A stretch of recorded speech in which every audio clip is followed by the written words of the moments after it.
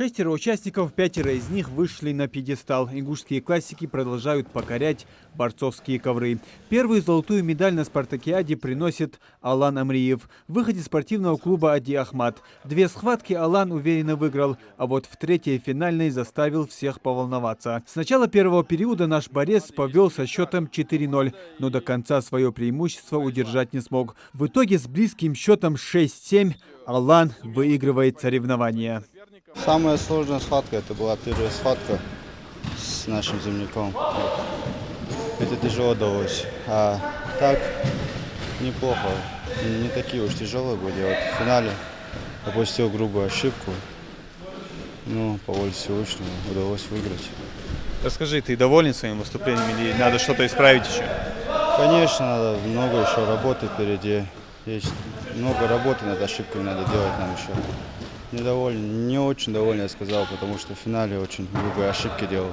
Еще один золотой результат на соревнованиях показал Зелимхан Цуров. В весе 97 килограммов нашему борцу никто не смог составить конкуренцию. Зелимхан выиграл досрочно в четверть и полуфиналах, а в итоговой схватке одолел борца из Краснодарского края со счетом 3-0. Соперники были все сложные, потому что все были лидеры спартакиада, особенно борются все лидеры каждой весовой категории, поэтому настраиваться нужно было.